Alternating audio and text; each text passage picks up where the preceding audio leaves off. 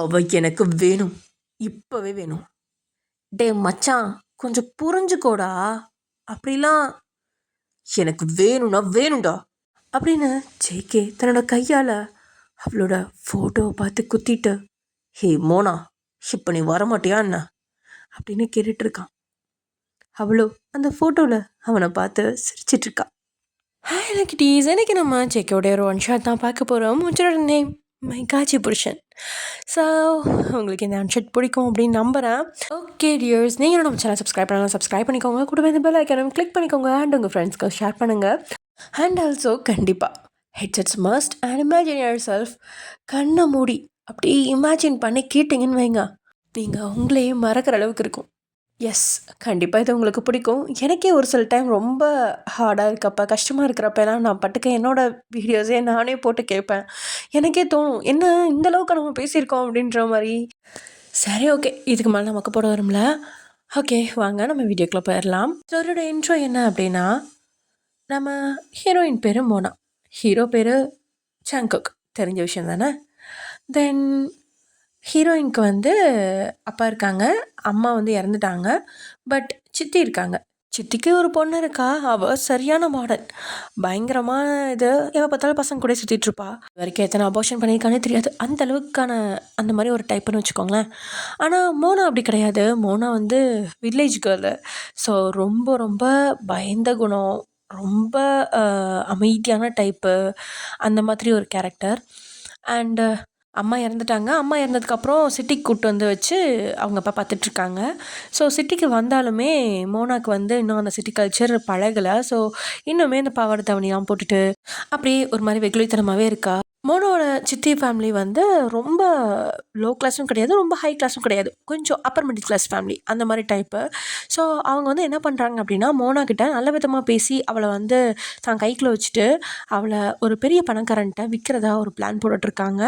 And அந்த பணக்காரன் வந்து ஒரு பியூரான ஒரு பொண்ணு தான் எனக்கு வேணும் அப்படின்ற மாதிரி சொல்ல, மோனாவையும் அங்கே கூட்டிகிட்டு போய் செக் பண்ண பார்க்குறாங்க. மோனா பயந்துட்டு வெளியில் ஓடி வரா. அப்போது அவளை மயக்கமடைய வச்சு அவளுக்கு செக்கப்பும் பண்ணி அதுக்கான ரிசல்ட்டையும் கையில் வாங்கிட்டு அங்கேருந்து போகிறான் ஒருத்தன். யாருக்கிட்ட? நம்ம ஜங்குக்கிட்ட தான்.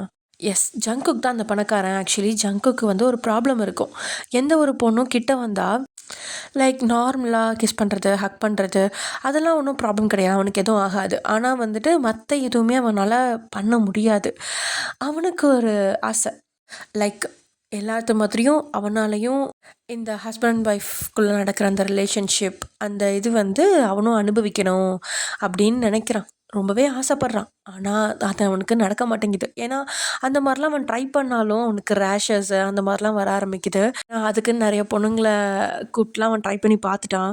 ஸோ வேறு வழி இல்லை, அவன் இன்னுமே பிரம்மச்சாரி லைஃப் தான் வந்து வாழ்ந்துட்டுருக்கானா. அதை வந்து உடைக்கணும் அப்படின்றதுக்காகவே அவனோட ஃப்ரெண்டு வந்து டாக்டர். ஸோ அந்த டாக்டர்கிட்ட வந்து கேட்குறான். அந்த டாக்டர் வந்து ஒரு ஐடியா கொடுக்குறான். அந்த ஐடியா தான் இது. பியூரிட்டியாக இருக்க பொண்ணுங்களா பார்த்து ட்ரை பண்ணி பாருடா, உன்னோட ப்ராப்ளம் க்யூர் ஆக சான்ஸ் இருக்குது அப்படின்னு சொல்ல அதுக்கான ப்ராசஸ் ஆரம்பிக்கிறப்ப தான் அந்த வலையில் நம்ம மோனா வந்து சிக்கிட்டான். ஸோ இப்போ மோனாக்கும் நம்ம ஜங்குக்கும் இடையில நடக்க போகிற அந்த பயங்கரமான ரொமான்டிக் சீன்ஸ், அந்த இது எல்லாமே தான் நம்ம பார்க்க போகிறோம். இந்த இது வந்து ரொம்பவே டிஃப்ரெண்ட்டாக இருக்கும். ஏன்னா இந்த ஸ்டோரி என்னோடய ஃப்ரெண்ட் எழுதுனது. அவங்களோட அந்த வே ஆஃப் அந்த சீன்ஸே வந்து பயங்கர டிஃப்ரெண்ட்டாக இருக்கும். கண்டிப்பாக இதை நீங்கள் ஸ்கிப் பண்ணாமல் பாருங்கள், அப்போ தான் உங்களுக்கு இந்த ஸ்டோரி ஃபுல்லாக புரியும். ஜங்குக் ஃபாரினில் ஏதோ ஃபைல்ஸ்லாம் புரட்டிகிட்டு இருக்கா. அவனோட ஃப்ரெண்டு பிரகாஷ் ஃபோன் பண்ணுறான். டே மச்சி, இன்றைக்கி நைட்டு நீ கிளம்புற தானே? ஆமாடா, இன்றைக்கி நைட்டு நான் கிளம்பிடுவேன். இன்னொரு 3 ஹவர்ஸில் ஏர்போர்ட் போயிடுவேன். ஜே பிரகாஷ், நான் ஒன்று சொன்னால் நீ கோவப்பட மாட்டியே? டேய், என்ன ரொம்ப பில்டப்லாம் பலமாக இருக்குது? நீ கேட்குறத பார்த்தா ஏதோ நான் கோவப்படுற மாதிரி கேட்க போகிற போலையே. இல்லைடா, அது வந்து உனக்கு எங்கள் வீட்டோட சுச்சுவேஷன் நல்லாவே தெரியும். அம்மாவும் மேரேஜ்க்கு ரொம்ப கட்டாயப்படுத்திகிட்டு இருக்காங்க. இது எல்லாத்துக்கும் மேலே அந்த ஸ்வேதாவோட இம்சையும் தாங்க முடியல. அதனால் என்னடா பண்ணி தொலைக்க போகிற சொல்லு அப்படின்னு கோவமான குரலில் பிரகாஷ் கேட்கா. பெருசாக ஒன்றும் இல்லை மச்சி, பேசாமல் மம்மி கிட்ட என்னை பார்த்தினா எல்லா உண்மையுமே சொல்லிடலான்னு நினைக்கிறேன். ஏய், உனக்கு என்ன பைத்தியமா? எதுக்கு இப்போ இப்படி ஒரு முடிவு? இல்லைடா, நீயும் பார்த்துட்டு தானே இருக்கா, சின்ன வயசுலேருந்து எனக்கு இவ்வளோ ப்ராப்ளம் இருக்குது. இது எல்லாத்துக்கும் மேலே நம்ம இது வரைக்கும் 100கணக்கான பொண்ணுங்களை செக் பண்ணி பார்த்துட்டோம், எதுவுமே சரி வரல. இல்லை மச்சி, எனக்கு உன்னோட சுச்சுவேஷன் புரியுது. அதுக்காக நம்ம எதையுமே அவசரப்பட்டு சொல்லக்கூடாதுல்ல. இப்போ நீ பிஸ்னஸ் உலகத்தில் கொடி கட்டி பறந்துட்டு இருக்க. இப்படி ஒரு விஷயம் வெளியில் வந்தாலே போதும்டா. உனக்கு அடுத்த வாரிசை இல்லைன்னு சொல்லி எல்லாருமே உன்னை கீழே தள்ள தான் பார்ப்பாங்க. இதில் எல்லாத்துக்கும் மேலே உன் வீட்டுக்குள்ளேயே உனக்கு நிறைய எதிரிங்க இருக்காங்க. உன்னோட அப்பா பண்ண காரியத்தினால சித்தின்ற பெயரில் ஒருத்தி இருக்கால்ல, அவள் ஆல்ரெடியே தன்னோட பையனை உன் குடும்பத்துக்கு வாரிசாக்கிறதுக்கு ரொம்ப முயற்சி பண்ணிட்டு இருக்கா. அதனால இப்படி ஒரு விஷயம் தெரிய வந்தா அவங்களுக்கு சாதகமாக போயிடும் இதெல்லாம். இல்லை மச்சி, நம்ம அப்படி வாரிசு வேணும்னா என்னோட இதை எடுத்து கூட நம்ம வாடகை தாய் மாதிரி ஒருத்தங்களை பிடிச்சி ஒரு குழந்தைய பெற்றெடுத்துக்கலாம். இப்போ தான் அதெல்லாம் எவ்வளோ முன்னேறிடுச்சுல அப்படின்னு ஜெகி கேட்க, நீ இப்போ இருக்கிற உயரத்தில் இந்த விஷயம் மட்டும் வெளியே வந்தால் அந்த நிமிஷமே உன்னோட பேர் புகழ் எல்லாமே சரிஞ்சிரும். இல்லை பிரகாஷ், அது எதுவுமே பேசாதடா ஜேகே. இந்த விஷயம் மட்டும் வெளியே தெரிஞ்சா உன்னை என்ன சொல்லுவாங்க தெரியுமா? நீ ஆம்பளையோ இல்லைன்னு சொல்லுவாங்கடா. இதெல்லாம் உனக்கு தேவையா அப்படின்னு கோவமாக பேச ஆரம்பிச்சுவேன். ஆதங்கமாக முடிக்கிறான். இப்படி ஒரு எண்ணமே உன் மனசில் வரக்கூடாது. ஃபோனை கட் பண்ணிவிட்டு சீக்கிரமாக கிளம்பி ஏர்போர்ட் போகிற வழியே பாரு அப்படின்னு சொல்லிட்டு ஃபோனை கட் பண்ணிட்டான் பிரகாஷ். என்னோட ஃபோனை கட் பண்ண ஜேகே தலையில் கை வச்சபடியே அப்படியே அங்கே இருந்த சோஃபாவில் தொப்புன்னு உட்கார்றான். எனக்கு மட்டும் ஏன் என் வாழ்க்கையில் இவ்வளோ பிரச்சனை? நான் மற்றவங்க மாதிரி வாழ்க்கையில் சந்தோஷத்தை அனுபவிக்க முடியாதா அப்படின்னு அவனுக்குள்ளேயே அவன் கேட்டுக்கிறான். அங்கே அவனுக்கு முன்னாடி ஒட்டியிருந்த ஒரு போஸ்டரை பார்த்துட்டு, இந்த நாய் சொன்னதை கேட்டு நான் வேற கண்ட ஃபோட்டோவெல்லாம் என் ரூமுக்குள்ளே ஒட்டி வச்சுருக்கேன். இதெல்லாம் பார்க்கவே எனக்கு ரொம்ப அசிங்கமாக இருக்கு அப்படின்னு நினச்சவன் வேகமாக போய் அங்கே இருந்த ஃபோட்டோஸ் எல்லாத்தையுமே கிழிச்சு குப்பை தொட்டிக்குள்ளே போட்டுட்டான். நம்ம சில்க் ஷமிதா ஷக்கீலா போஸ்டர்ஸ்லாம் இருக்கும்ல, இந்த மாதிரியான போஸ்டர்ஸ். இந்த ஃபோட்டோலாம் பார்த்தா சில சமயங்களில் ஜேகேக்கு அந்த மாதிரி தாட்ஸ் தோணலாம் அப்படின்ற மாதிரி நினச்சி தான் இதெல்லாம் பண்ணான். ஆனால் பல வருஷமாக அங்கே ஒட்டியிருக்கிற அந்த ஃபோட்டோஸ் மட்டும் இல்லை, வீடியோஸ் கூட ஜேகே பார்த்துருக்கான். ஆனால் அதெல்லாம் பார்த்தும் கூட அவனுக்கு எந்த ஒரு உணர்ச்சியுமே வரல. அவனுக்கு பொண்ணுங்களை தொட முடியாது அப்படிங்கிறதுக்கும் மேலே அவனுக்கு பொண்ணுங்க மீதான எந்த உணர்ச்சியுமே இல்லை. அவனுக்கே சில சமயங்களில் நம்ம உண்மையாலுமே ஆம்பளை தானா அப்படிங்கிற ஒரு சந்தேகம் எழாமலாம் இல்லை. அதே சமயம் இங்கே இந்த டெஸ்ட்லாம் எடுத்துகிட்டு மோனாவை லக்ஷ்மி வீட்டுக்கு கூட்டிகிட்டு வர, சரி நீ போய் குளிச்சுட்டு வாமா, உனக்கு கசகசன்னு இருக்கும்ல, ஹாஸ்பிட்டல் வேற போயிட்டு வந்திருக்கோம்ல அப்படின்னு லக்ஷ்மி சொல்ல, சரின்னு சொல்லிட்டு மோனாவும் அன்னைக்கு என்ன நடந்துச்சு அப்படின்னு சொல்லி யோசனையிலேயே போய் குளிச்சுட்டு வந்து ட்ரெஸ் மாற்றிட்டு இருக்க. ஃபுல்லாக சேஞ்ச் பண்ணி முடிச்சுட்டு அந்த ப்ளவுஸில் இருக்க அந்த நாட்டை கட்டுறதுக்காக போராடிட்டு இருக்கா மோனா. அவளோட எண்ணங்கள் வேற எங்கேயோ இருக்குது. அதை பார்த்த லக்ஷ்மி உள்ளே வந்து, இருமா நான் கட்டி விடுறேன் அப்படின்னு சொல்லி அந்த நாட்டை எடுத்து கட்டி விட, அவளோட அந்த மழவழுப்பான முதுக பார்த்து, பா இவ்வளோ அழகா இருக்கா, குழந்தை தோத்திரம் போலையே, இவ்வளோ சாஃப்டா இருக்காளே, இவளை கொண்டு போய் அந்த பணக்காரனை கொடுத்தா அவன் அப்படியே கடிச்சு சாப்பிட்ருவான் போலையே, எனக்கே ஒரு மாதிரி இருக்கு, அவனுக்கெல்லாம் எப்படி இருக்கும் அப்படின்னு ஜேகேவை தான் அவன் ஏதோ லைக் எப்பயுமே பொண்ணுங்க கூட இருக்க மாதிரி நினச்சி தான் லக்ஷ்மி பேசிகிட்டு இருக்கா. இவளெல்லாம் சினிமாவை கூட்டா பயங்கரமாக சம்பாதிக்கலாம் போலையே, சரி ஓகே, அந்த பணக்காரன் 1 மாதத்துக்கு தானே கேட்டிருக்கான், அடுத்து கூப்பிட்டு வந்து சினிமாவில் விட்டுற வேண்டியதான் அப்படின்னு லக்ஷ்மி என்னென்னவோ யோசிச்சுட்ருக்கா. இங்கே ஏர்போர்ட்டுக்கு போயிட்டு இருந்த ஜேகே தன்னோட மொபைலில் அந்த தரகர் அனுப்பின மோனாவோட ஃபோட்டோவை எடுத்து பார்க்குறான். அதில் அவள் ஒரு க்ரீன் கலரில் பாவாடை தாவணியில் அழகாக மல்லிகைப்பூ வச்சு சிரிச்சபடி இருக்கா. அவளோட அந்த கள்ளங்கப்படமற்ற முகத்தை பார்த்தவன் ஒரு நடி தன்னையே மறந்து தான் போயிட்டான். கண்டிப்பாக நீ எனக்கு தான். என்னோட வாழ்க்கையில் நான் இழந்த அவ்வளோ சந்தோஷத்தையும் உன்னை வச்சு நான் அடைய போகிறேன். நாளைக்கு ஒரு நாள் தான், நாளைக்கு மறுநாள் நீ என்னோட வீட்டில் என்னோட பெட்டில் ஏன் கூட இருப்ப அப்படின்னு அந்த ஃபோட்டோவை பார்த்து சொல்லிட்டு இருக்கான் ஜேகே. ஏனோ ஜேகேக்கு அவளோட அந்த ஃபோட்டோவை பார்த்த நொடியிலேயே கூட இருக்க போகிற அந்த உறவு ரொம்பவே நல்லா இருக்கும் அப்படின்னு தோணுது. அவன் அவளை பார்த்த பார்வையிலேயே காதல் இருக்கா, ஆசை இருக்கா, இல்லை மோகம் இருக்கா அப்படின்னு கேட்டா அதுக்கு பதில் அவன்கிட்டயே இல்லை. நான் மோனாவோட ஃபோட்டோவை பார்த்ததுலேருந்தே ஏதோ ஒன்று அவனை சுண்டி இழுத்துக்கிட்டு இருக்கு. இவ உனக்கு மட்டும்தான் அப்படின்னு அவனோட ஆழ்மனம் சொல்லிக்கிட்டே இருக்கு. அவனோட வீட்டிலேருந்து ஏர்போர்ட்டுக்கு இடையிலான அந்த பயணம் ஏறத்தாழ 1 மணி நேரம் ஆகும். அந்த 1 மணி நேரமும் அவன் தான் மொபைலில் இருந்த மோனாவோட ஃபோட்டோவை மட்டும்தான் பார்த்துட்ருக்கான். அவனுக்கு நேரம் போகிறதே தெரில. திடீர்னு அவன் டிரைவர், சார் ஏர்போர்ட் வந்துடுச்சு அப்படின்னு சொன்னதுக்கப்புறம் தான் ஜேகே அவன் நிலையவே புரிஞ்சுக்கிறான். என்னது, இந்த பொண்ணோட ஃபோட்டோவை பார்த்துட்டு இருந்ததில் நேரம் போனதே தெரில. இதுவரையில் நான் எந்த பொண்ணோட ஃபோட்டோவையும் 1 நிமிஷம் கூட பார்த்தது கிடையாது. இவளோட ஃபோட்டோவை மட்டும் எப்படி என்னால் 1 மணி நேரமாக பார்க்க முடிஞ்சுது? அவனுக்கு பதில் மட்டும்தான் கிடைக்கல. வழக்கமாக ஜேகே தன்னோட பிஏ கூட ப்ரைவேட் ஜெட்டில் தான் வருவான். ஆனால் ஏனோ இந்த தடவை மோனாவோட ஃபோட்டோவை பார்த்ததுக்கப்புறம் அவன் தனக்கு இருக்கிற வேலை எதையுமே முடிக்காமல் பாதையிலேயே விட்டுட்டு கிளம்பி வரான். இது எல்லாத்துக்கும் மேலே பிஏன்னு யாரையுமே கூட்டிகிட்டு வராமல் அவன் பாட்டுக்கு தனியாக வந்திருக்கான். அதனால் அவனுக்கு உதவிக்கும் யாரும் இல்லை. இந்த மாதிரிலாம் அவன் அவனோட வேலையை அவனே செஞ்சுக்கிட்டதே கிடையாது. மோனாக்காக அவனோட லக்கேஜெலாம் அவனே தூக்கிட்டு கஷ்டப்பட்டு வந்துட்டு இருக்கான். இப்படி அவன் மோனாக்காக வேலையெல்லாம் பாதியில் விட்டுட்டு வர அவள் இங்கே சொன்ன நாளுக்கு வராமல் போனான். ஜேகேவோட கோவமும் அவன் நிலையும் என்னாகும்? அட ஆமாப்பா, இங்கே மோனாவோட சித்தி லக்ஷ்மி ஒரு பிளான் போட்டா, மோனாவோட அப்பா இன்னொரு பிளான் போட்டார். என்னைக்கு உள்ளதா திடீர் பாசமாக திடீர்னு வந்து நம்ம ஸ்ரீலங்கா போகிறோம் 1 வீக் ட்ரிப்புன்ட்டாரு. ஆக்சுவலி அவருக்கு மோனா மேலே கொஞ்சம் பாசம் இருக்குதான், ஆனால் அதை வெளியே பெருசாக காட்டிக்க மாட்டார். ஸோ மோனாவை விற்கிற இந்த விஷயம் லக்ஷ்மிக்கும் அவளோட பொண்ணுக்கும் மட்டும்தான் தெரியும். இங்கே மோனாக்கும் அவளோட அப்பாவுக்கும் எதுவுமே தெரியாது. அதனால் மோனாவோட அப்பாக்கிட்ட இந்த ஒரு விஷயத்த சொல்ல முடியாது இல்லையா? என்ன பண்ணலான்னு யோசிச்சுட்டு வேறு வழி இல்லாமல் அவங்க அப்பா சொன்ன வாக்கிலே ஸ்ரீலங்கா கிளம்பி போகிறாங்க, சும்மா சுற்றி பார்க்க. அதே சமயம் இங்கே லக்ஷ்மி அந்த மீடியேட்டர் இருக்கா அப்படி இல்லையா, அவர்கிட்ட ஃபோன் பண்ணி என்ன பண்ணலான்னு சொல்லி கேட்க அந்த ஆள் சரியான கத்தல்.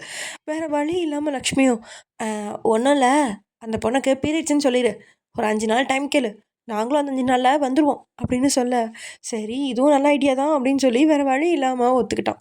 இப்போல்லாம் சொல்லிடாத, கரெக்டாக அவர் இங்கே வந்ததுக்கப்புறம் சொல்லு, அப்போ தான் அந்த 5 நாளில் நாங்கள் வரதுக்கு கரெக்டாக இருக்கும் அப்படின்னு சொல்ல, ஓகே அப்படின்னு சொல்லி அவனும் சொல்லிடுறான். அதே சமயம் இங்கே நம்ம ஜேகேக்கு அந்த விஷயம்லாம் தெரியாது இல்லையா? ஏர்பிளைன்குள்ளே நுழைஞ்சதுமே அவன் சோஷியல் மீடியாவில் போய் மோனாவோட ஃபோட்டோஸ் இல்லை மோனாவோட அக்கௌண்ட் ஏதாவது இருக்கா அப்படின்னா பண்ணி பார்க்குறான். பட் இப்போ நம்ம ஏர்ப்ளைனில் இருக்கிறோம், இன்டர்நெட் கனெக்ஷன் இருக்காது அப்படின்னு அதுக்கப்புறம் தான் நினைவே வருது. இருந்தும் பாவம் அவனுக்கு தெரில மோனா கிட்ட சோஷியல் மீடியா அக்கௌண்ட் எதுவுமே இல்லை அப்படின்னு. இப்படி நேரங்கள் கடக்க இங்கே மோனாவோட வீட்டில் அவங்க அப்பா அப்போ தான் மதியம் 2 மணிக்கெலாம் வராரு. ஏன்னா இன்றைக்கி ஈவினிங் தான் நீங்கள் ஃப்ளைட் ஏற போகிறீங்க ஸ்ரீலங்காவுக்கு. ஏங்க, நான் உங்ககிட்ட ரொம்ப நாளாக ஒரு விஷயம் பேசணும்னு நினச்சிட்டு இருந்தேன், இன்றைக்கி தான் சந்தர்ப்பம் கிடைச்சது அப்படின்னு மோனாவோட அப்பாட்ட லக்ஷ்மி ஏதோ பேச வர. சொல்ல லக்ஷ்மி, என்ன என்கிட்ட பேசணும்? இல்லைங்க, எல்லாம் நம்ம பொண்ணு மோனாவை பற்றி தான். அவளும் நல்லா படிக்கக்கூடிய பிள்ளைன்னு நீங்கள் சொன்னீங்க இல்லையா? ஏன் நாம் அவளை மேல் படிப்புக்கு ஏதாவது படிக்க வைக்கக்கூடாது? அது கேட்ட உங்கள் அப்பாவும், மேல் படிப்புனா இப்போது என்னை காலேஜுக்கு அனுப்ப சொல்கிறியா அவளை? அப்பா, நான் காலேஜ் முடிச்சிட்டேன், அது உங்களுக்கு தெரியாதா அப்படின்னு மோனா கேட்க, நீ காலேஜெல்லாம் போனியா என்ன அப்படின்னு லக்ஷ்மி கொஞ்சம் அதிர்ச்சியாகவே கேட்க, ஆ ஊரில் ஒரு சின்ன காலேஜ் இருக்குது, அங்கே தான் நான் போயிட்டு படிச்சுட்டு இருந்தேன்.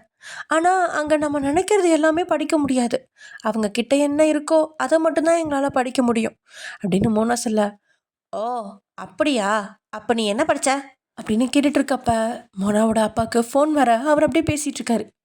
அதோடய அந்த பேச்சு கட்டாயிடுச்சு. அப்போது லக்ஷ்மியோட மனசுக்குள்ளே தான், இவன் என்ன ஊரில் காலேஜ் போனேன், அங்கே போனேன், இங்கே போனேன்னு சொல்லிட்டு இருக்கா, நான் இவளை எப்படியாவது வெளியூருக்கு இல்லைனா வெளிநாட்டுக்கு காலேஜ் அனுப்பணும்னு சொல்லித்தான் அந்த பணக்காரனோட வீட்டுக்கு அனுப்பலான்னு பார்த்தா எல்லாமே சொதப்பிடும் போல இருக்கே அப்படின்னு மனசுக்குள்ள நினச்சவங்க தான் கணவன்கிட்ட என்ன சொல்லி இவளை 1 மாதத்துக்கு அந்த பணக்காரன் வீட்டுக்கு அனுப்பலாம் அப்படின்னு யோசிச்சுட்டு இருக்கா. என்னங்க, அவள் அந்த கிராமத்தில் ஏதாவது ஒரு சின்ன காலேஜில் படிச்சிருப்பா, இங்கே அவளுக்கு ஏற்ற மாதிரி நம்ம ஏதாச்சும் படிக்க வைக்கலாம்ல அப்படின்னு கேட்க மோனாவோட அப்பாவுக்கும் அந்த நேரத்தில் லக்ஷ்மி சொல்கிறது தான் சரி அப்படின்னு தோணுது. ஏனோ அவருக்கும் தான் மோனாவுக்கு பெருசாக எதுவும் செய்யலை அப்படிங்கிற குற்ற உணர்ச்சி மனசுக்குள்ளே இருந்தமையால், சரி லக்ஷ்மி, நம்ம அவளை காலேஜ் அனுப்பி படிக்க வைக்கலாம். நம்ம இப்போ ஸ்ரீலங்கா போயிட்டு வந்து அவள் என்ன படிச்சிருக்கா அந்த சர்டிஃபிகேட்லாம் பார்த்து அதுக்கு ஏற்ற மாதிரி இங்கே ஏதாவது ஒரு காலேஜை பார்த்து சேர்த்து விடலாம் அப்படின்னு சொல்கிறாரு. அதை கேட்ட லக்ஷ்மியும், இல்லைங்க, நான் என்ன சொல்ல வரேன்னா, இவளுக்கு இப்போ ஓரளவுக்கு சென்னை பழகிருச்சு. பொம்பளை பசங்க எப்போவுமே வீட்டுக்குள்ளே அடங்கியிருக்கக்கூடாது. நம்ம திவ்யாவை பாருங்க, லண்டனில் போய் மேற்படிப்புலாம் படிச்சுட்டு வந்திருக்கா. அதுபோல் நம்ம மோனாவையும் ஏதாவது பக்கத்தில் இருக்கிற வெளிநாட்டுக்கு அனுப்பி படிக்க வைக்கலாமா? அப்படி தனியாக போயிருந்து படித்து வந்தால் தானே அவளுக்கு நாளைக்கு தன்னோட சொந்த காலில் நிற்க முடியும். இல்லைம்மா, அதெல்லாம் வேணாம். திவ்யா வெளிநாட்டில் போய் படித்ததெல்லாம் போதும். நான் மோனாவை இங்கேயே பார்த்து ஏதாவது ஒரு காலேஜில் சேர்த்து விடுறேன். என்னங்க நீங்கள் ஏன் இப்படி பிரித்து பார்க்குறீங்க?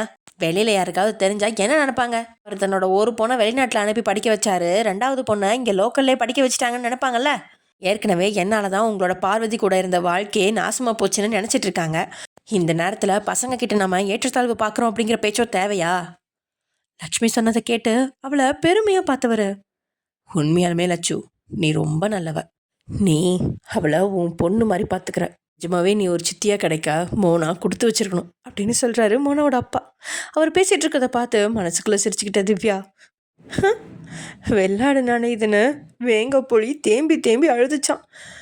இந்த பழமொழி கணக்கால் இருக்கு அப்படின்னு மனசுக்குள்ள நினச்சவ, மம்மி நீ ரொம்ப புத்திசாலி தான். மம்மி எப்படி மம்மி டேடி கிட்ட இருந்து எஸ்கேப் ஆகி இந்த பட்டிக்காட்டை அந்த பணக்காரனுக்கு அனுப்புறதுக்கு செம்மையாக ஐடியா போட்ட. யூ ஆர் ஸோ எக்ஸலண்ட் அப்படின்னு தன்னோட அம்மாவோட கெட்ட புத்தியை மனசுக்குள்ளே பாராட்டிட்டு இருக்கா. அப்படியே நேரம் போயிட்டுருக்கு. அவங்க ஏர்போர்ட்டுக்கு போகிற நேரமும் வந்துருச்சு. அவங்க எல்லாருமே கிளம்பி ஏர்போர்ட்டுக்கு போயிட்டுருக்க. அங்கே இருப்பவங்க எல்லாமே பார்க்க மோனாக்கு தான் வித்தியாசமாக இருக்குது, புதுசாக இருக்குது. அதனால் ஒவ்வொரு விஷயத்தையுமே ஆச்சரியமாக பார்த்துட்ருக்கா. அடுத்த சில நிமிஷங்களில் மோனா குடும்பம் ஸ்ரீலங்காவுக்கு போக வேண்டிய அந்த பிளேன் வேற அதில் ஏறி பறக்க ஆரம்பிக்க. இங்கே நம்ம ஜேகே ஊர் வந்து சேர்றான். நேராக தன்னோட கெஸ்ட் ஹவுஸ்க்கு போன ஜேகே தன்னோட பொருட்கள் எல்லாத்தையும் தூக்கி போட்டுட்டு ரூமுக்குள்ளே போகிறான். ஏனோ அவனுக்கு தன்னுடைய ரூமுக்குள்ளே போனதுமே அந்த ரூமை சுற்றி பார்க்க ஏதோ மனசுக்கு குழப்பமாக இருக்குது. அம்மா போய் அவனோட ரூமில் ஒட்டி வச்சுட்டு இருந்த அந்த பொண்ணுங்களோட ஃபோட்டோஸ் எல்லாத்தையுமே எடுத்து கிழிச்சு குப்பைத்தொட்டியில் போட்டவன், இனி இந்த வீட்டில் யாரோட படமும் இருக்கக்கூடாது அப்படின்னு தனக்கு தானே சொல்லிக்கிட்டான். இந்தியா வந்துட்டான் அப்படின்ற நியூஸை கேட்ட பிரகாஷ் அன்னைக்கு ஈவினிங்கே ஜேகேவோட வீட்டுக்கு வந்துட்டான். ஜேகே அந்த ஃபோட்டோஸ்லாம் கிழிச்சிட்டு இருக்கிறப்ப வந்துட்டான். டேய் என்னடா ஆச்சு, ஏன் இதெல்லாம் தூக்கி போட்டு கிழிக்கிற அப்படின்னு பிரகாஷ் கேட்க, இதெல்லாம் எனக்கு வேணாம் மச்சி. புரியலடா, நீ இப்போ என்ன சொல்ல வர? இதெல்லாம் நான் அழகுக்காக ஒன்றும் வாங்கி வைக்கல, உன்னோட ட்ரீட்மெண்ட்டுக்காக தான். அதனால தான் வேண்டான்னு சொல்கிறேன். இனிமே இதை இங்கே இருக்க வேணாம். டேய் உனக்கு என்னடா ஆச்சு?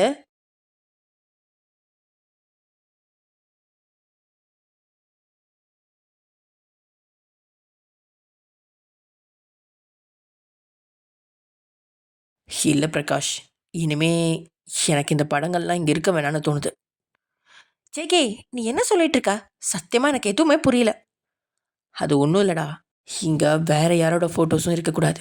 அந்த பொண்ணோட ஃபோட்டோஸ் மட்டும்தான் பெருசாக ஃப்ரேம் பண்ணி இந்த ரூம் ஃபுல்லாக ஒட்டி வைக்க போகிறேன் அப்படின்னு சொல்கிறான் ஜேகே. அது கேட்ட பிரகாஷ் குழப்பமா, எந்த பொண்ணோட ஃபோட்டோடா அப்படின்னு கேட்க, அதான் அந்த பாவாடை தாவணியில் இருக்கிற பொண்ணு.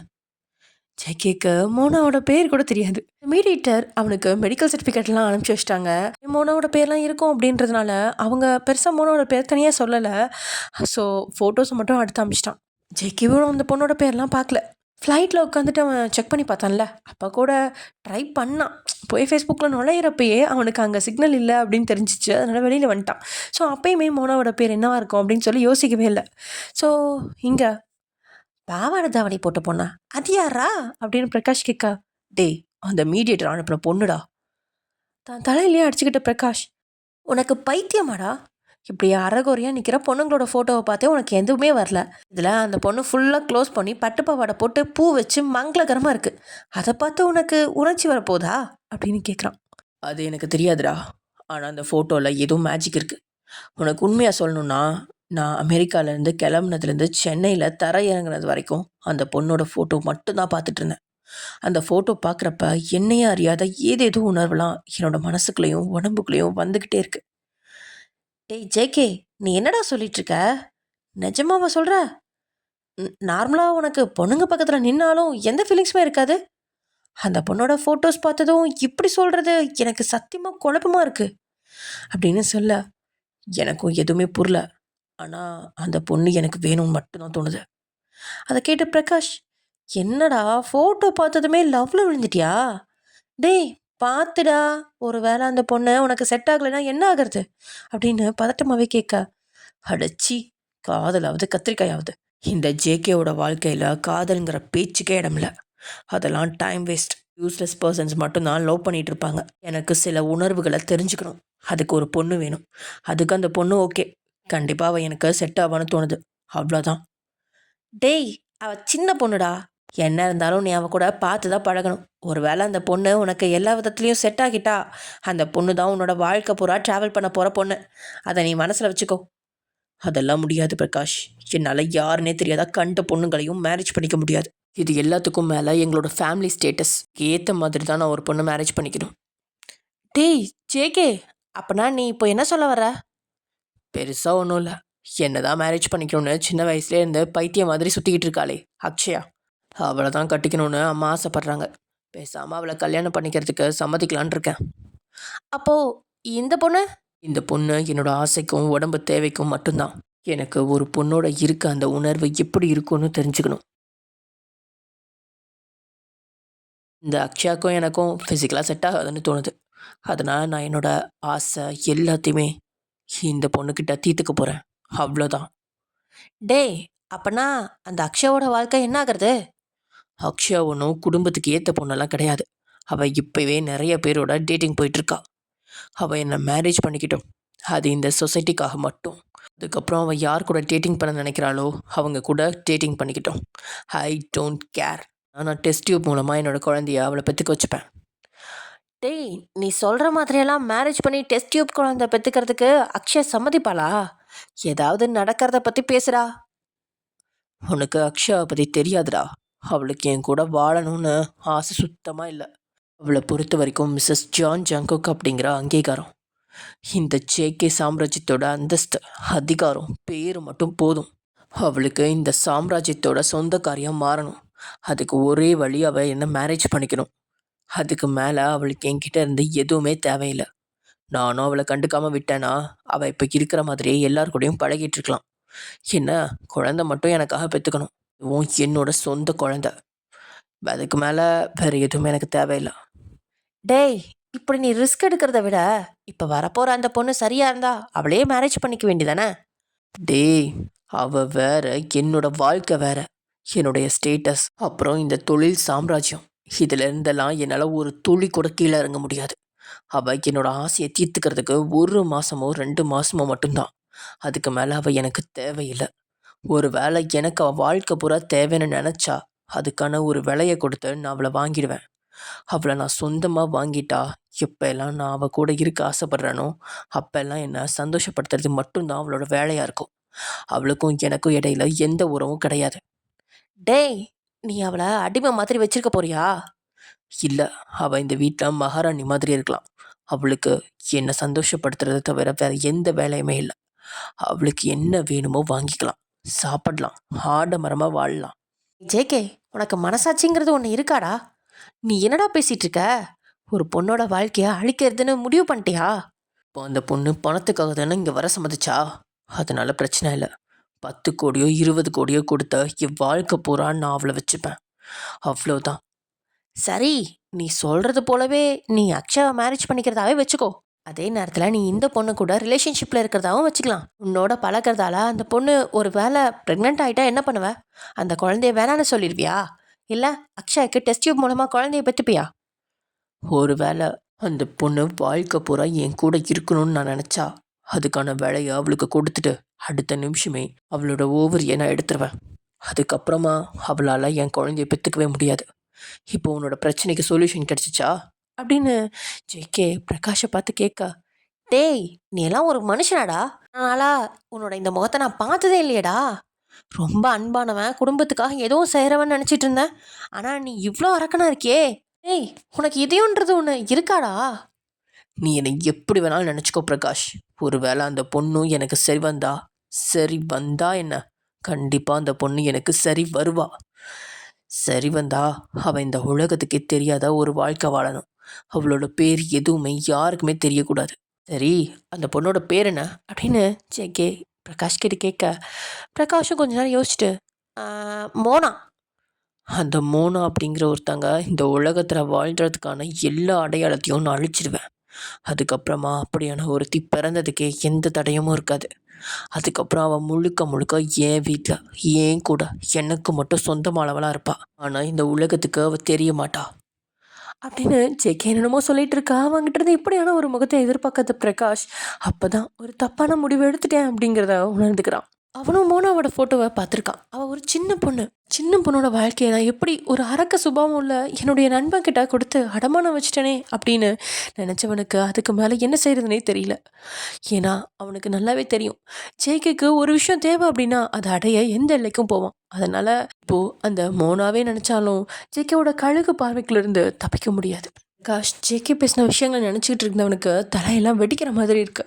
குரங்கு கையில் பூமாலை அப்படிங்கிற மாதிரி இந்த மோனா இவங்களோட கையில் என்ன பாடுபட போகிறாங்களோ அப்படின்னு நினச்சவனுக்கு அந்த கடவுள் மேலேயே ரொம்ப வெறுப்பாக இருக்குது. மோனாவோட ஃபோட்டோவை எடுத்து பார்த்த பிரகாஷ், இந்த பச்சைக்கிளி மாதிரி இருக்க பொண்ணை இவன் கையில் கொடுத்து என்ன பண்ண போகிறனோ தெரியலையே, நான் இவனோட சுயரூபம் தெரியாமல் தப்பு பண்ணிட்டேனே அப்படின்னு நினச்சிட்டு இருக்கான்.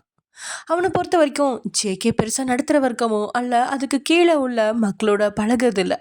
ஆனால் அதுக்கு காரணம் அவனுக்கு அந்த சந்தர்ப்பம் கிடைக்கல அப்படின்னு தான் இது வரைக்கும் பிரகாஷ் நினச்சிட்டு இருந்தான். ஏன்னா சின்ன வயசுலேருந்து அவங்க 2 பேருமே படித்த ஸ்கூல்லேருந்து காலேஜ் வரைக்கும் எல்லாமே பணக்கார பசங்க படிக்கிற இடமா தான் இருந்ததுனால அவங்களோட நட்பு வட்டாரமும் அதுக்குள்ளேயே இருந்துச்சு. ஆனால் இப்போ தான் ஜேகே மனசுக்குள்ள அந்தஸ்து, அதிகாரம், பதவி இப்படியான பாகுபாடுகள் இருக்கிறதையே அவன் தெரிஞ்சுக்கிறான். அவனுக்குள்ளே இப்படி ஒரு முகம் ஒழிஞ்சிருக்கு அப்படிங்கிறத முன்னாடியே தெரிஞ்சிருந்தா அவன் இப்படியான ஒரு ஐடியாவை அவனுக்கு கொடுத்தே இருக்க மாட்டான். ஏதாவது அவன் ஸ்டேட்டஸ்க்கு ஏற்ற ஒரு பொண்ணையே அவனுக்கு சரியாக இருக்காளா அப்படின்னு பார்த்து அதில் ட்ரை பண்ணி பார்த்துருப்பான். அவனுக்காக ஒரு பொண்ணு வந்து அவ கூட ஒன்றா இருந்து அவனுக்கு சரியாக அமைஞ்சா கண்டிப்பாக எதிர்காலத்தில் அவளையே ஜேகே கல்யாணம் பண்ணிக்குவான் அப்படின்னு தான் பிரகாஷ் தப்பு கணக்கு போட்டுட்டான். ஆனால் நடந்ததெல்லாம் நடந்து முடிஞ்சிருச்சு. இதுக்கு மேலே அவனால் எதுவுமே செய்ய முடியாது அப்படின்னு தோண கடைசியாக அந்த கடவுள்கிட்ட ஒரே ஒரு விஷயத்த மட்டும் அவனால் பிரார்த்திக்க முடிஞ்சுது. கடவுளே, அந்த பொண்ணை கிஸ் பண்ணுறப்போ இவனுக்கு அலர்ஜி வரணும், அந்த பொண்ணு இவன்கிட்ட மாட்டிடக்கூடாது அப்படின்னு மட்டும்தான் இவனால் முடிஞ்ச வரைக்கும் கடவுள்கிட்ட வேண்டிக்க முடிஞ்சுது. அடே, இப்போ வேண்டி என்னடா பிரயோஜனம்? அவளை மாட்டி விட்டதே நீ தானடா. கண்ட மெனுக்கு ஏதாவது ஒரு ஐடியாவை பண்ணுறேன்னு சொல்லி மாட்டி விட்டுட்டு இப்போ வந்து கடவுள்கிட்ட வேண்டானா? ஆளை பாருங்க ஆளை. இது என்னோட மைண்ட் வாய்ஸ். இப்படி டைம் ஸ்கிப் ஆகுது. நெக்ஸ்ட் டே மோனா அவன் கிட்ட இருப்பா அப்படின்னு ஜேகே நினச்சிட்டு மனக்கொட்டை கட்டிட்டு அந்த ரூம் ஃபுல்லாக மோனாவோட ஃபோட்டோஸை பெருசாக ஃப்ரேம் பண்ணி மாட்டி அதையே பார்த்துட்ருக்கான். அப்படியே கொஞ்ச நேரம் இருந்த ஜேகேவோட மனசில் ஏதோ தோண, இதுக்காக நான் இவ்வளோ நாளைக்கு வர சொல்லியிருக்கேன், இன்னைக்கு நான் வீட்டுக்கு வந்துட்டேன்ல, நான் இப்போவே அந்த தரகருக்கு கால் பண்ணி அவளை கூட்டிகிட்டு வர சொல்லலாம்ல அப்படின்னு நினச்சது மட்டும் இல்லாமல் ஒரு நொடி கூட வேஸ்ட் பண்ணாமல் தன்னோட மொபைல் எடுத்து அந்த இன்டர்மீடியட்க்கு கால் பண்ணுறான். மறுபக்கம் அவனும், ஐயையோ இந்த சார் இதுக்கு இப்போ கால் பண்ணுறாரு, நாளைக்கு தானே அந்த பொண்ணு கேட்டாரு, இப்போ ஃபோன் பண்ணால் நான் என்ன சொல்கிறது அப்படின்னு நினச்சிட்ருக்கா. ஒரு தடவை அந்த ஃபோன் ரிங் ஆகி கட் ஆகிடுச்சு. டாமிட், என்னோட ஃபோனை ஏன் ஆன்சர் பண்ணல அப்படின்னு கோவமாக அங்கிருந்த மேஜையில் கையை குத்துனபடியே மறுபடியும் அந்த மீடியேட்டருக்கு கால் பண்ண. அதுக்கு மேலே அமைதியாக இருந்தால் சரி வராது அப்படின்னு நினச்சேன். அந்த தரகரும் ஃபோனை எடுத்து நடுக்கமான குரலில், ஹலோ சார், எனக்கு நாளைக்கு இல்லை, அந்த பொண்ணு இன்னைக்கு வேணும், இன்னைக்கு சாயங்காலமே அந்த பொண்ணை கூட்டிட்டு என் வீட்டுக்கு வா அப்படின்னு சொன்னவன் அந்த தரகரோட பதிலுக்கு கூட காத்திருக்காம ஃபோனை கட் பண்ணிட்டான். ஜேகே கூப்பிட்டதுலேயே அதிர்ச்சியில் இருந்த அந்த மீடியேட்டர் ஜேகே பேசின வார்த்தைகளை கேட்டதும் நடுங்க ஆரம்பிச்சிட்டான். அவன்கிட்ட இப்போ என்ன பதில் சொல்கிறது அப்படின்னு தெரியாமல் அப்படியே தலையில் கை வச்சுக்கிட்டு உட்காந்துட்டான். அதுக்கப்புறம் என்ன நினச்சானோ, இந்த ஜேகே கிட்ட எதுவும் பேச முடியாது நம்மளால அப்படின்ட்டு பிரகாஷ்க்கு தான் ஃபோன் பண்ணுறான். அங்கே ஜேகே சொன்னது எல்லாத்தையும் அவன் பிரகாஷ் கிட்ட சொல்ல, ஏற்கனவே ஜேகே சொன்னதெல்லாம் நினச்சி மோனாக்காக கவலைப்பட்டு இருந்த பிரகாஷ்க்கு இப்போது அந்த மீடியேட்டர் சொன்னது தூக்கி வாரி போட்டுருச்சு. ஆனால் அவனால என்ன பண்ண முடியும், வேறு வழி இல்லாமல் சரி அவங்கக்கிட்ட ஏதாவது சொல்லி இன்னைக்கு வர செய்யுங்க அப்படின்னு சொல்ல. ஆனால் அதை கேட்ட அந்த தரகரும், அது இல்லை சார், அவங்க இன்னைக்கு இல்லை, இன்னும் ஒரு 5 நாளைக்கு வர முடியாது, அதுக்கு முக்கிய காரணம் அவங்க இப்போ இந்தியாவிலே இல்லை, அவங்களோட அப்பா அவங்கள குடும்பமாக ஸ்ரீலங்காவுக்கு டூர் கூட்டிகிட்டு போயிருக்காரு. அது கேட்ட பிரகாஷ், வாட், இந்தியாவில் இல்லையா, இது எப்போ நடந்துச்சு அப்படின்னு கொஞ்சம் கோவமாக கேட்க. இல்லை சார், அவங்க நேற்றுக்கு தான் எனக்கு கால் பண்ணி எனக்கு சொன்னாங்க, அவங்களோட ஹஸ்பண்ட் திடீர்னு டிக்கெட் எடுத்துகிட்டு ஸ்ரீலங்காவுக்கு கிளம்புறேன்னு சொல்லியிருக்காங்க. இது எல்லாத்துக்கும் மேலே அந்த பொண்ணை சார்கிட்ட கூட்டிகிட்டு போய் விட்டுறதை பற்றி அவங்களோட அப்பாவுக்கு எதுவுமே தெரியாது, இது எல்லாமே அவங்களோட அம்மா பண்ணுற காரியம், அதனால் அவராலையும் மறுப்பு சொல்ல முடியல, அதுதான் கிளம்பி ஸ்ரீலங்கா போயிட்டாங்க. சரி, இதை இப்போ நான் எப்படி போய் அவன்கிட்ட சொல்ல? அதை கேட்டு தரகர், அது எனக்கும் தெரியும் சார், ஆனால் அந்த அம்மா ஒரே ஒரு ஐடியா மட்டும் சொல்லிட்டு போனாங்க, அதை நம்ம சார்கிட்ட சொன்னால் கண்டிப்பாக சம்மதிப்பார்.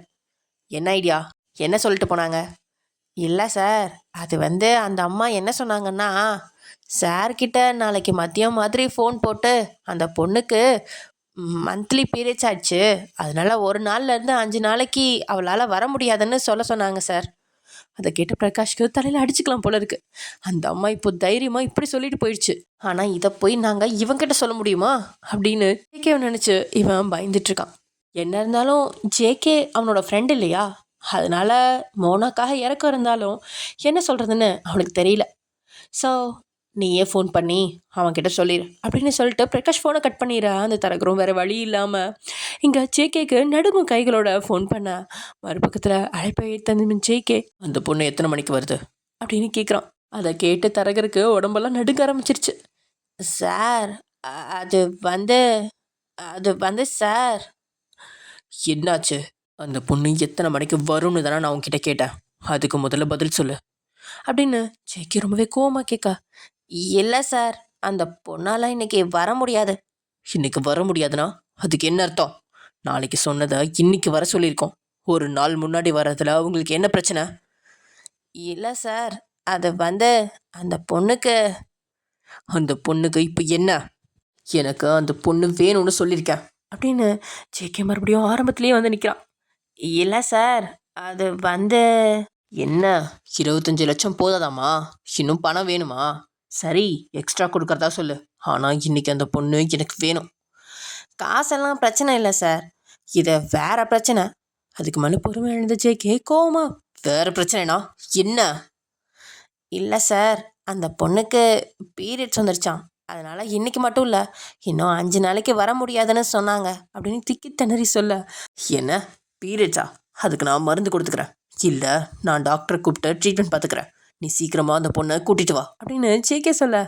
ஐயோ கடவுளே, போச்சுடா அப்படின்னு தலையில் அடிச்சுக்கிட்டாரு அது தரகர். இல்லை சார், அப்படி அந்த நேரத்தில் அந்த பொண்ணால் அவங்க கூட அப்படின்னு பேச ஆரம்பித்தவனுக்கு அதுக்கு மேலே அவனுக்கு எப்படி விளக்கம் கொடுக்கறதுனே தெரில. இப்போ என்ன, அந்த பொண்ணு உடம்பு சரியில்லை அவ்வளோதானே? அந்த பொண்ணுக்கு ட்ரீட்மெண்ட் எல்லாம் நான் பார்த்துக்கிறேன். அந்த செலவை பற்றி நீ கவலைப்படாத. உடனடியாக பொண்ணை கூட்டிகிட்டு வந்து வீட்டில் விடு, அவ்வளோதான். இல்லை சார், அது நான் பிரகாஷ் கிட்டே எல்லாமே சொல்லிட்டேன். அவர் உங்களுக்கு ஃபோன் பண்ணுவார் அப்படின்னு சொன்னவன் ஜேகேயோட பதில் கூட காத்திருக்காம காலை கட் பண்ணிட்டான். நான் பேசிகிட்டு இருக்கும்போதே காலை கட் பண்ண உடனே கோபத்தில் பக்கத்தில் இருந்த மேசையில் தன்னுடைய கையை ஓங்கி குத்துனவன், யாருவன் என்ன இப்படி பேசிகிட்டு இருக்கான்? எனக்கு எவ்வளோ டாக்டர்ஸ் தெரியும், எனக்கு பார்க்க தெரியாத வைத்தியமா அப்படின்னு கேட்டபடியே மறுபடியும் தன்னோட கையை சவுத்தில் குத்துறான். அதுக்குள்ளே தரகர் அந்த பிரகாஷ் கிட்ட கூப்பிட்டவன், நான் அவருக்கு சொல்கிறதெல்லாம் எதுவுமே அவருக்கு புரியல சார், ப்ளீஸ் நீங்களே சமாதானம் பண்ணுங்கள் சார், ஒரு 5 நாள் மட்டும் சமாளிச்சிடுங்க, அவங்க வந்ததும் நான் கூட்டிகிட்டு வந்துடுறேன். சரி சரி, நான் அவன்கிட்ட பேசிக்கிறேன், நீ எதுக்கும் கவலைப்படாத. இருந்தாலும் அந்த பொண்ணு வந்ததும் எனக்கு ஃபோன் பண்ணு அப்படின்னு சொல்லி காலை கட் பண்ண பிரகாஷ் உடனே ஜேகேக்கு தான் கூப்பிட்றான். இங்கே ஜேகே கோவத்தில் தன் கையில் இருந்த ஃபோனை தூக்கி நிலத்தில் எறியறதுக்கு கையை ஓங்க. அந்த நேரம் அவன் கையில் இருந்த ஃபோன் ரிங் ஆக ஆரம்பிச்சிருச்சு. உடனே அதில் இருந்த பேரை பார்த்தவன் ஃபோனை எடுத்துட்டு கோபமா, சொல்லுடா, நீ என்ன விளக்க சொல்ல போற? டேய் ஜேகே, சொன்னா புரிஞ்சுக்கடா, அந்த பொண்ணால் இன்னைக்கு வர முடியாதுடா. அவளோட சுச்சுவேஷன் அப்படி. அவளால் இன்னைக்கு மட்டும் இல்லை, இன்னொரு 5 நாளைக்கு வர முடியாது. அதனால நீ ஒரு 5 நாளைக்கு வெயிட் பண்ணி தான் ஆகணும். டேய், அவளுக்கு உடம்புக்கு முடியலன்னா ட்ரீட்மெண்ட் பார்த்துப்பேன். எங்களுக்கு தெரியாத ஸ்பெஷலிஸ்டா? நீயும் ஒரு டாக்டர், இப்படி சொல்லலாமாடா? அவளுக்கு உடம்புக்கு என்னன்னு பாரு, நம்ம அவளுக்கு ட்ரீட்மெண்ட் பண்ணிக்கலாம். எவ்வளோ சீக்கிரம் வர முடியுமோ அவளை வீட்டுக்கு கூட்டிட்டு வா. டேய், அவளுக்கு இதுக்கு ட்ரீட்மெண்ட் பார்க்கலாம் முடியாதுடா. அவளுக்கு ஐயோ, உனக்கு நான் எப்படி சொல்லி புரிய வைக்கிறது? அது கேர்ள்ஸ் ப்ராப்ளம். மந்த்லி வர பீரியட்ஸ்டா அது. இந்த டைமில் அவளால் வர முடியாது. ஒரு வேளை அவள் வந்தால் கூட உன்னால் அவள் கூட நெருங்கி பழகவே முடியாது. கொஞ்சம் புரிஞ்சுக்கூடா அப்படின்னு பிரகாஷ் கெஞ்சலாக கேட்க, அப்போதான் ஜேகேக்கு அவன் என்ன சொல்ல வரான் அப்படின்னு ஓரளவுக்கு புரியுது. சரி, அப்போ 3 நாள் தானே, இன்றைக்கும் நாளைக்கு நாளான்னைக்கு போக அந்த பொண்ணு ஞாயிற்றுக்கிழமை இங்கே வந்திருக்கணும் அப்படின்னு ஜேகே சொல்ல. ஐயோ, இவன் வேற இந்த நேரத்தில் தான் ஸ்மார்ட்டாக பேசி என்னை கொல்லுவானா அப்படின்னு மனசுக்குள்ள நினச்ச பிரகாஷ், அந்த பொண்ணு ஞாயிற்றுக்கிழமெல்லாம் வர முடியாதுடா, அந்த பொண்ணு வர கண்டிப்பாக புதன்கிழமை ஆகும், ப்ளீஸ் புரிஞ்சுக்கோ அப்படின்னு பிரகாஷ் சொல்ல. எதுக்கு புதன்கிழமை? அதான் 3 நாள் போதும்ல, அப்புறம் என்ன? டேய், அது 3 நாள்னு ஜஸ்ட்டு பேருக்கு சொல்கிறதுடா. உண்மையிலே அவங்களுக்குலாம் சரியாக 4லேருந்து 5 நாள் ஆகும். இது எல்லாத்துக்கும் மேலே அந்த பொண்ணு புதுசு வேற, அதனால் அவளுக்கு கொஞ்சம் டைம் கொடுக்கணும்டா, ப்ளீஸ் புரிஞ்சுக்கோடா. போடா தட்டி மாடு, இந்த விளக்கெல்லாம் எனக்கு தேவையில்லை, அவன் ஞாயிற்றுக்கிழமை வரணும். அதை கேட்ட பிரகாஷ், உனக்கு அவள் கூட சந்தோஷமாக இருக்கணுமா வேணாமா அப்படின்னு கொஞ்சம் கோமவை கேட்க. ஆமாம் வேணும். அப்போ நீ ஒரு 5 நாள் வெயிட் பண்ணி தான் ஆகணும். உனக்கு சில விஷயம் சொல்லி புரியலனா நான் ஒரு டாக்டராக சொல்கிறேன், கேட்டுக்கோ. அதை கேட்டு கோவமான ஜேகே பதில் எதுவும் சொல்லாமல் ஃபோனை கட் பண்ணுவேன். வேகமாக தான் கையில் இருந்த ஃபோனை தூக்கி வீசி எரிஞ்சிட்டான். இது என்ன புதுசாக கதை சொல்லிட்டு இருக்காங்க? எனக்கு இப்போவே அவள் வேணும், எனக்கு அவள் வேணும் அப்படின்னு சொன்ன மாதிரியே அந்த ரூமில் இருந்து எல்லா பொருளையும் கீழே போட்டு உடச்சிட்ருக்கான் ஜேகே. வேகமாக போய் மோனாவோட ஃபோட்டோவுக்கு முன்னாடி நின்னவன், நீ எனக்கு வேணும்னு சொன்னால் என்கிட்ட வர முடியாதுன்னு காரணம் சொல்லிட்டு இருக்கியா? உன்னை விட மாட்டேன்டி, நீ எனக்கு வேணும், நீ எனக்கு வேணும் அப்படின்னு சொன்னபடி அவனோட ஃபோட்டோவில் தன்னோட கைகளால் குத்துறான். அதில் அந்த கண்ணாடி ஃப்ரேம் உடஞ்சி அவன் கை முழுசும் குத்த அதை பார்த்து சிரிச்சவன், பாரு ரத்தத்தை, இதை பார்த்தும் நீ வராமல் இருக்கிறியா என்ன அப்படின்னு கேட்ட மாதிரியே பைத்தியம் மாதிரி சிரிச்சிட்டு இருக்கான். கரெக்டாக அப்போ என்ன பிரகாஷ் அந்த ரூமுக்குள்ள நுழைய லூஸ் மாதிரி பேசிகிட்டு இருக்கிறதெல்லாம் கேட்டுட்டு, டேய் என்னடா பண்ணி தொலைச்சிருக்க அப்படின்னு சொன்னபடியே அவன் கையை பிடிக்கிறான். அதில் ஏற்கனவே மோனாவோட ஃபோட்டோவில் இருந்து உடஞ்ச கண்ணாடி துண்டுகள் குத்தி இருக்க. ஜேகே முகத்துலேயோ கொஞ்சம் கூட வழியே தெரியல. அவனும் பைத்தியம் பிடிச்ச மாதிரி மோனாவோட ஃபோட்டோவை பார்த்து தான் ரத்தத்தை காட்டி அவ கூட கதை பேசிகிட்டு இருக்கான். இப்படியே விட்டா எதுவுமே சரி வராது அப்படின்னு நினச்ச பிரகாஷ் அவனை பிடிச்சி வேகமாக இழுத்துக்கிட்டு போய் அங்கே இருந்த சோஃபாவில் உட்காரச்சவன் அவன் ரூமில் இருந்த அந்த ஃபர்ஸ்ட் எய்ட் பாக்ஸை எடுத்துகிட்டு வந்து ட்ரெஸ்ஸிங் பண்ணி விடுறான். அவன் கையில் ஏற்கனவே பல கண்ணாடி துண்டுகள் குத்தி இருக்கா. அதை மெதுவாக ஒன்றுக்கு ஒன்றா பிடுங்கி எடுத்துட்டு இருக்கான். ஆனால் ஜேகே முகத்துலேயோ வலிக்கான கொஞ்சம் சாயல் கூட தெரியல. அவனோட முகத்தை பார்த்து பிரகாஷ், நிஜமாவே இவன் மனுஷன் தானா இல்லை ராட்சசனா? யாருமா இவன்? கையில் அடிபட்டு ரத்தம் போயிட்டு இருக்கு, இவ்வளோ சுத்தம் பண்ணிட்டு இருக்கேன், கொஞ்சம் கூட முகத்தில் வலி இருக்கா? என்ன மனுஷன்டா இவன் அப்படின்னு மனசுக்குள்ள நினச்சவன் தன்னுடைய டாக்டருக்கான வேலையை பார்க்க ஆரம்பிச்சிட்டான். வாய் விட்டு கேட்டுட்டா அவனோட முகம் ரத்த கலரி ஆயிரும். அதனால பிரகாஷ் அமைதியா அவனுக்கு மைண்ட் வாய்ஸில் பேசிட்டு அவனுக்கு ஃபர்ஸ்ட் எய்ட் பண்ணிட்டு இருக்கான். அப்பயும் ஜேகே, மோனா எனக்கு வேணும், எனக்கு மோனா வேணும் அப்படின்னு மட்டும்தான் சொல்லிட்டு இருக்கான். என்னடா இவனுக்கு மோனான்னு பேய் ஏதாவது பிடிச்சிருக்கா என்ன? எல்லாத்துக்கும் மோகினின்ற பேய் தான் பிடிக்கும்னு சொல்லுவாங்க, இவனுக்கு மோனான்ற பேய் தான் பிடிச்சிருக்கும் போல. கடவுளே, நான் தப்பு பண்ணிட்டேன், அந்த பச்சை கிளியை கொண்டு வந்து இவனுக்கு அறிமுகப்படுத்தினது என்னோட தப்பு தான் அப்படின்னு மனசுக்குள்ள நினச்சிட்டு அவன் காயங்களுக்கு கட்டு போட்டுட்டு இருக்கான். அப்போ தான் பிரகாஷ் அந்த ரூம் ஃபுல்லாக பார்க்குறான். ஃபுல்லாக மோனோட ஃபோட்டோஸ் தான் பெருசாக ஃப்ரேம் பண்ணி மாட்டியிருக்கு. அதை பார்த்த பிரகாஷ்க்கு தலையில் அடிச்சுக்கலாம் போல இருக்குது. இவனுக்கு அந்த பொண்ணு ஓகே தானான்னு கூட தெரியாது. அந்த பொண்ணுக்கிட்ட இவனுக்கு அலர்ஜி இருக்கா, ஒத்து போகுமா, எதுவுமே தெரியாது. இப்படி ஒரு ஃபோட்டோவை பார்த்துட்டு பைத்தியக்காரத்தனமாக இருக்கானே அப்படின்னு நினச்சவனுக்கு ஒரு மனசு மோனாவுக்கு அவள் கிஸ் பண்ணும்போது அலர்ஜி வரணும் அப்படின்னு சொல்லுது. இன்னொரு பக்கம் மனசோ தான் ஃப்ரெண்டுக்கு வாழ்க்கையில் இருக்கிற சுகங்கள் கிடைக்கணும் அப்படின்னு அவனுக்காக பறிஞ்சு பேசுது. இருதலை கொல்லியா எறும்பு மாதிரி அவனோட மனசு தத்தளிச்சிட்டு இருக்கு. அதே சமயம் எங்க நம்ம மோனா ஸ்ரீலங்காவில் ஜாலியாக என்ஜாய் பண்ணிட்டு இருக்கா ட்ரிப்பை. இப்படியே டைம் ஸ்கிப் ஆகுது. அவளோட நினைவுலையே எல்லாத்தையும் துவம்சம் செஞ்சிட்டு இருக்கான் நம்ம ஜேகே. அவனை தடுக்க முடியாமல் பிரகாஷ் தவிச்சுக்கிட்டு இருக்கான். ஜேகே தன்னுடைய வீட்டில் இருந்த மினி பாரில் போய் அளவுக்கு அதிகமாக குடிச்சிட்டு இருக்கான். அப்போது அங்கே அவனை தடுக்கிறதுக்காக வந்து பிரகாஷை கோபமாக கழுத்து பிடிச்சி சவுத்தோடு சேர்த்து தூக்குறான் ஜேகே. சாதாரணமாகவே ஜேகே மற்றவங்களோட உணர்வுகளை மதிக்க தெரியாதவன். அப்படி இருக்கும்போது இப்போது முழு போதையில் இருக்கான். அவன் பிரகாஷை கொலை பண்ணால் கூட ஆச்சரியத்துக்கு இல்லை. டேய் எனக்கு மூச்சு முட்டுதுரா அப்படின்னு சொல்லிட்டு இருந்த பிரகாஷோட வார்த்தைகள் அப்படியே அடங்கி போக அவன்கிட்ட எந்த ஒரு அசைவும் இல்லை அப்படின்னு தெரிஞ்சதுக்கப்புறம் தன் கையை வளர்க்குறான் ஜேகே. அவன் கையை எடுத்துனதுமே மூச்சு விட முடியாமல் அப்படியே மயங்கி பிரகாஷ் கீழே நிலத்தில் சாயிறான்.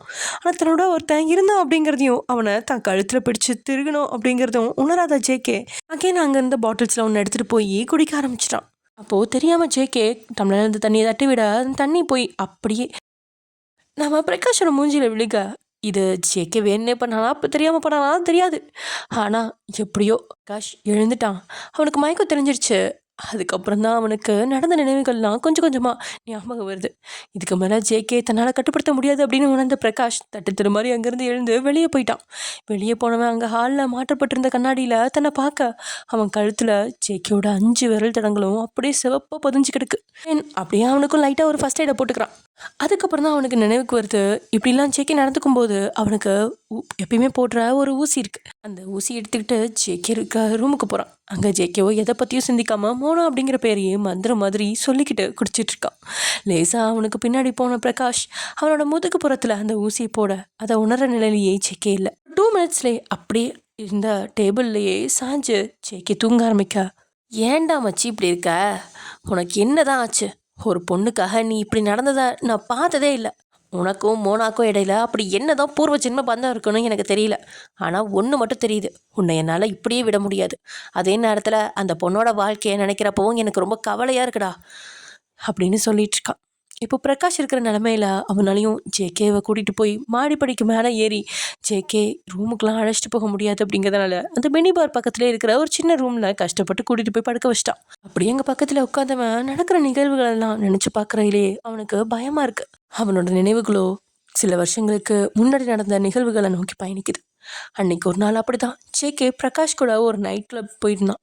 அங்கே 2 பேருமே சேர்ந்து குடிச்சு நல்லா என்ஜாய் பண்ணிட்டு இருக்காங்க பார்ட்டியாக. அது கூட ஒரு பிஸ்னஸ் பார்ட்டியாக தான் இருந்துச்சு. அதனால தான் ஜேகே கூட அங்கே போயிருந்தான். அப்போது அங்கே எல்லாருமே ஒருத்தர் கூட ஒருத்தர் சேர்ந்து டான்ஸ் ஆடிட்டு இருக்க ஒரு அழகான பொண்ணு ஜேகே கிட்ட வந்து டான்ஸ் ஆட கூப்பிடுறா. அவங்க 2 பேருமே டான்ஸ் ஆடிட்டு இருக்கப்போ அந்த பொண்ணு எதாச்சியா ஜேகேவோட லிப்ஸில் கிஸ் பண்ண கொஞ்ச நேரத்தில் எந்த ஒரு அலர்ஜியும் அவனுக்கு ஏற்படல.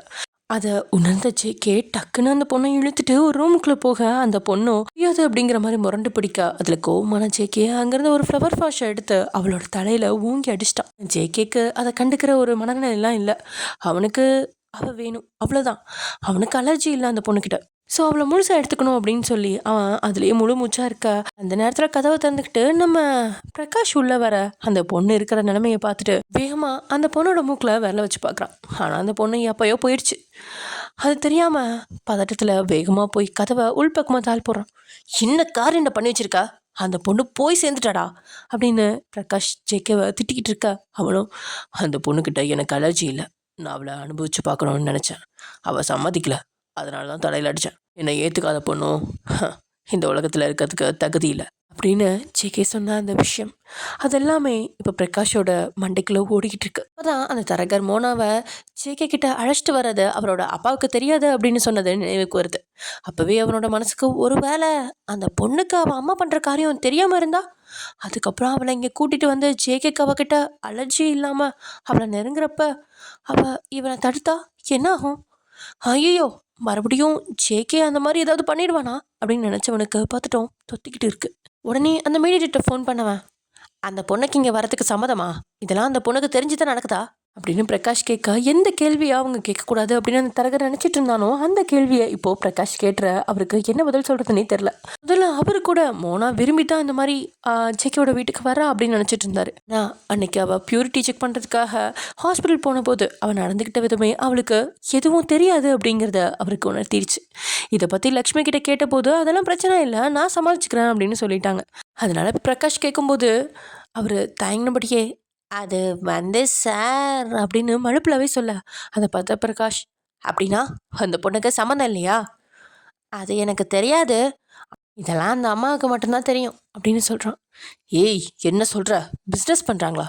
டேய், அந்த பொண்ணு முதல் முறையாக இப்போ தானே இங்கே வரப்போறா, ஏதோ நம்ம வேற என்னமோ நடத்துகிற மாதிரில நீ கதை சொல்லிட்டு இருக்க அப்படின்னு பிரகாஷ் கோவமாக கேட்குறான். இல்லை சாரி சார், நான் அப்படிலாம் சொல்லலை, அந்த அம்மா அந்த பொண்ணு வச்சு பணம் சம்பாதிக்க பார்க்குறா, அப்படிதான் சார் எனக்கு தெரியுது. அதை கேட்டு பிரகாஷ்க்கு இந்த உலகமே இடிஞ்சு தான் தலைமையில விழுகிற மாதிரி இருக்கு. உடனே கோமா, இதை நீ முன்னோடியே சொல்லி தொலைக்க மாட்டியா, அவங்க கிட்ட பேசுகிறப்பே சொல்லியிருந்தேன், கண்டிப்பாக அந்த பொண்ணும் பரிபூர்ண சம்மதத்தோட தான் இந்த வீட்டுக்குள்ளே வரணும்னு, இதை ஏன் நீ இப்படி என்கிட்ட முன்னாடியே சொல்லலை அப்படின்னு கத்திட்டு இருக்கான். அதை கேட்ட தரகர், சார் சத்தியமாக இதை பற்றி எனக்கு முன்னாடி எதுவுமே தெரியாது, அன்றைக்கி ஹாஸ்பிட்டல் போனப்போ தான் எனக்கும் ஒரு சந்தேகம் வந்துச்சு, உங்களுக்கு ஃபோட்டோ அந்த சர்டிஃபிகேட்டு எல்லாம் அனுப்புனதுக்கப்புறம் தான் நான் அந்த பொண்ணோட சித்திக்கிட்ட பேசியிருந்தேன், அப்போ தான் எனக்கே தெரிய வந்துச்சு, ஆனால் அவங்க சொன்னாங்க கண்டிப்பாக அவள் இதுக்கு சம்மதிப்பாலாம், அதனால் நீங்கள் இதை பற்றி எதுவும் கவலைப்பட வேணான்னு சொன்னாங்க. தரகர் சாதாரணமாக அதை பற்றி கவலைப்பட வேணாம் அப்படின்னு சொல்லிட்டாரு. ஆனால் ஜேகேவோட குணம் பற்றி பிரகாஷ்க்கு மட்டும்தானே தெரியும். ஒரு வேளை மோனா வந்து எனக்கு பிடிக்கல அப்படின்னு சொன்னாலோ, இல்லை ஜேகே நெருங்கும் போது அவனை தள்ளி விட்டாலோ அடுத்து என்ன நடக்கும் அப்படின்னு பிரகாஷ்க்கு மட்டும்தான் தெரியும். அதனால் பிரகாஷ் கிட்ட சொல்கிறதுக்கு முன்னாடி அவன் மோனா கிட்ட இதை பற்றி பேசணும் அப்படின்னு ஒரு முடிவு செஞ்சுட்டான். பிரகாஷ் போட்ட ஊசியோட தாக்கத்தில் ஜேகே நல்லா தூங்கிட்டு இருக்கா. இங்கே அக்ஷயா வேற. ஜேகே இங்கே இந்தியா வந்த செய்தி கேட்டு அவனை பார்க்கறக்காக கெஸ்ட் ஹவுஸ்க்கு வரான். ஆனால் பிரகாஷ் அவளை பார்க்க விடல. அக்ஷயாவுக்கு சரியான கோவம் இருக்குது. ஆனால் அவளுக்கு ஜேகேக்கு இந்த மாதிரி ஒரு ப்ராப்ளம் இருக்குது அப்படிங்கிறதுலாம் தெரியாது. இருந்தாலும் ஜேகே மேலே இருக்க ஒரு சின்ன பயம்தான் அவளை அவன்கிட்ட நெருங்காமல் வச்சுருக்கு. என்னதான் ஜேகேவோட அம்மா அவளுக்கு சப்போர்ட் பண்ணிகிட்டு இருந்தாலும் இங்கே நம்ம ஜேகேவோட கண் பார்வையில் இருந்த பயத்தினால அவளால் அவனை நெருங்க முடியல. இப்பயும் ஜேகேவை பார்க்க விடாத பிரகாஷை முறைச்சிட்டு அங்கேருந்து போயிட்டா அக்ஷயா. இப்படியே அந்த தரகர் சொன்ன அந்த 5 டேஸும் முடியுது. நம்ம மோனா அப்புறம் அவளோட ஃபேமிலி எல்லாருமே ஜாலியாக ஸ்ரீலங்காவை சுற்றி பார்த்துட்டு வந்திருக்காங்க. மோனாவோட சித்தியும் மோனா மேலே காட்டின அந்த போலியான அக்கறையில் மோனா அப்படியே விழுந்துட்டான்னு தான் சொல்லணும். இங்கே ஜேகேவும் அடுத்த நாள் எந்திரிச்சு கேட்குறான், டேய் மச்சான், என் தலையெல்லாம் ரொம்ப வலிக்குதுடா, என் தலைக்கு மேலே ஏதோ பெரிய பாறாங்கல்ல வச்ச மாதிரி பாரமாக இருக்குது. ஆமாண்டா ஜேகே, 3 பாட்டில் ராவா குடிச்சா இப்படி இல்லை, இன்னுமே இருக்கும். அதை கேட்ட ஜேகே, என்னது நான் குடிச்சனா? இல்லை ராசா, நீ குடிக்கல, நான் தான் குடித்தேன், நீ என் பக்கத்தில் இருந்து பார்த்துட்டே இருந்த சரியா? அப்படின்னு பிரகாஷ் சொல்ல அதுக்கப்புறம் தான் ஜேகேவுக்கு சில விஷயங்கள் நினைவுக்கு வருது. அப்போ தான் பிரகாஷ் கழுத்தை அவ்வளோ அழுத்தமாக பிடிச்சது நினைவுக்கு வர தன்னுடைய கைகளை பிரகாஷோட கழுத்தை நோக்கி கொண்டுட்டு போக, ஏய் உனக்கு தான் குடிச்சதெல்லாம் தெரிஞ்சிருச்சுல, மறுபடியும் என்னடா என்னை கொல்ல பார்க்குற அப்படின்னு கேட்க, அடச்ச சும்மா இருடா, நான் உன்னை ரொம்ப காயப்படுத்துறேனா அப்படின்னு கேட்டபடியே அவனோட கழுத்தை மெதுவாக வருட்டான். டேய் இது ஒன்றும் நமக்குள்ளே புதுசு இல்லடா, நீ குடிச்சா பைத்தியக்கார மாதிரி நடந்துக்கிட்டு இருப்ப, அது தெரிஞ்சதும் பாசம் வரும், நீ போய் ப்ரஷ் பண்ணிட்டு வா, நான் உனக்கு லெமன் ஜூஸ் எடுத்துறேன் அப்படின்னு சொல்லிட்டு அவன் அங்கேருந்து போயிட்டான். அவன் போனதுக்கப்புறம் தான் கையில் போட்டிருந்த கட்டை பார்த்து அதில் இன்னும் ரத்தம் வந்துட்டு இருக்கிறத பார்த்துட்டு, இன்னைக்கு தான் முதல் தடவை ஒரு பொண்ணுக்காக நான் குடிச்சிருக்கேன், அதுவும் இப்படி என்னையே மறக்கிற அளவுக்கு. இன்னைக்கு 2வது நாள் கிடக்க போகுது, இன்னும் 3 நாளில் நீ என் பக்கத்தில் இருப்ப அப்படின்னு அந்த கையில் போட்டிருந்த அந்த கட்டை மெதுவாக கிஸ் பண்ணுறான் ஜேகே. ஐயோ இந்த பூ மாதிரி இருக்க மோனா அந்த ஜேகே கையில் சிக்கினா அவன் என்ன பண்ணுவானோ தெரிலையே. அந்த பூவை கசக்கிடுவானா இல்லை பார்த்து பத்திரமா வச்சுப்பானா தெரியலையே. அதெல்லாம் நெக்ஸ்ட் எபிசோடில் பார்க்கலாம். ஓகே ஃப்ரெண்ட்ஸ், இது கிட்டத்தட்ட ஒரு ரக்ட் ஹஸ்பண்ட் மாதிரி தான் வரும்னு நினைக்கிறேன். பட் அந்த மாதிரி இருக்காது, கொஞ்சம் டிஃப்ரெண்ட்டாக இருக்கும். ஏன்னா நிறைய பேர் வந்து ரக்ட் ஹஸ்பண்ட் சீசன் 2 கேட்டிருந்தீங்க. ஸோ உங்களுக்காக தான் இது. ஆனால் அவ்வளோ நீளமாலாம் நான் எடுத்துகிட்டு போக மாட்டேன், சீக்கிரத்தையும் முடிச்சிடறேன். ஒரு 10 எபிசோட்ஸ் அதுக்குள்ளேயே முடிச்சிடுவேன். ஓகேவா? சரி ஓகே தங்கங்களா, பாய், நம்ம நெக்ஸ்ட் எபிசோடில் பார்க்கலாம்.